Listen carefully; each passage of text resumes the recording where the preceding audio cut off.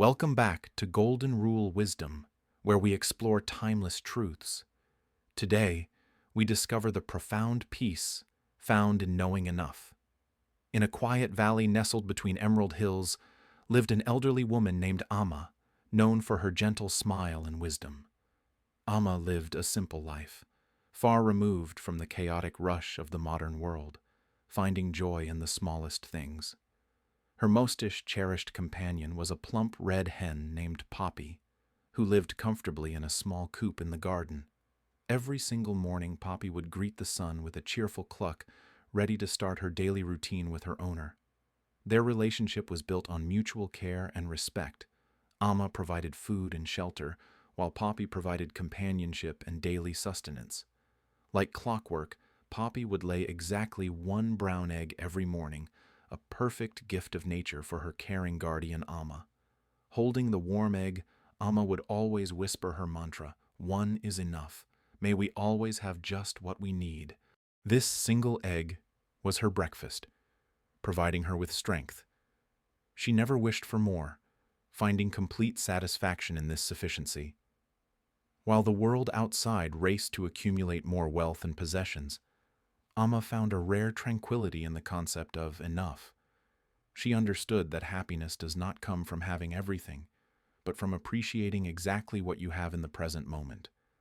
Poppy the hen was happy too, not pressured to produce more than nature intended, living a life of freedom and comfort. One particular morning, the sun seemed to shine brighter than usual as Amma approached the coop for her daily collection ritual. She peered into the nest and gasped softly. What she saw that day was something that broke their long-established routine. There were 2 eggs. Poppy had laid an extra egg. It was a small miracle, a surplus she had not expected. News of the double blessing spread quickly. A neighbor saw the eggs and immediately began offering unsolicited advice to the old woman. He said she should be thrilled. He told her this was the start of a business empire if she acted smart. He urged her to buy 10 more chickens, thinking if one brings double, then 10 would bring a fortune in no time. But Amma just smiled politely and shook her head. She did not see dollar signs. She saw a different kind of opportunity. She whispered to Poppy that they would not become a factory. "Greed is a fire that consumes peace," she told her friend. She decided to keep her routine. 1 egg was for her breakfast, just as it had always been. 1 is enough. But what about the second egg? Amma knew exactly what to do. She walked down the path with a purposeful stride. She visited a young mother who was struggling to feed her child. The woman looked tired and worn down by life. Amma gave her the extra egg. It was a small gesture, but for the young mother, it was a meal and hope. Walking home, Amma felt richer than if she had sold the egg. Happiness is not hoarding, but loving what you have. In the weeks that followed, Poppy continued to occasionally lay 2 eggs. It was not every day, but it happened often. The villagers grew more insistent. They called her foolish for not capitalizing on this luck, urging her to think bigger. They spoke of new clothes, a bigger house, and servants. They projected their own desires for wealth onto her simple life. Amma listened but did not waver. She continued to share every surplus egg, weaving a web of kindness through the village. To the lonely elder, she brought nourishment. She was not building a business. She was building a community of care. To the hungry child, she brought joy. Amma understood that the true value of an object is in its use for good. She was accumulating a different kind of wealth. Not gold in a box, but gratitude and love in the hearts of others. Then the seasons turned. The gentle breeze was replaced by howling winds as dark clouds gathered ominously over the peaceful valley. A terrible storm struck the region. It was the worst they had seen in decades, relentless rain flooding the roads and fields. Roads were blocked by landslides.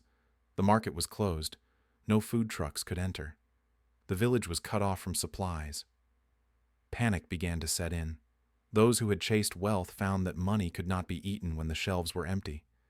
The neighbor who advised expansion sat in his large house, hungry and cold.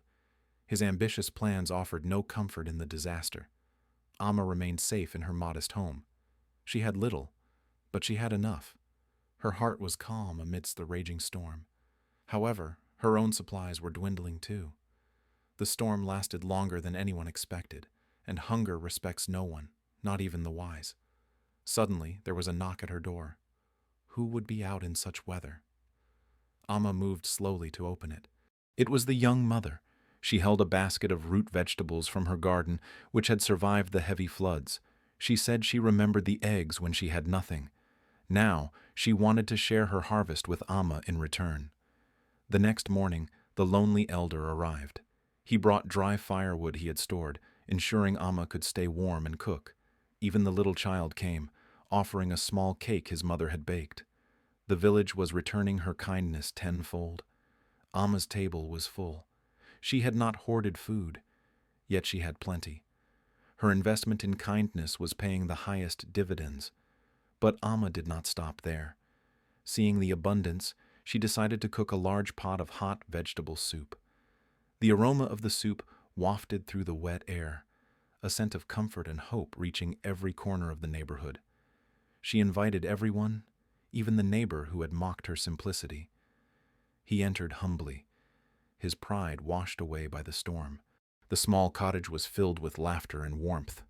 The storm raged outside, but inside, the community was stronger than ever. Amma realized that true security doesn't come from a locked barn, but from an open heart and open hands. Poppy clucked happily, receiving treats from the guests. She too was a hero, the small source of this great circle of giving.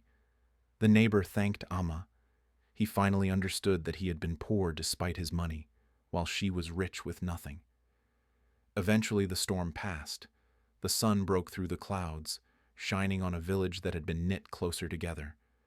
The recovery was fast because they worked together. The lesson of the storm remained. We survive by holding on to each other. Life returned to normal for Amma and Poppy, but the village had changed. Kindness had become the new currency of value. One morning, Poppy laid just one egg. Amma held it with the same reverence as always, whispering her timeless gratitude. "One is enough," she whispered. For in that one egg she saw the universe's provision, lacking nothing, needing nothing more. Her philosophy of knowing enough had saved them. It taught that abundance is not a number, but a state of mind.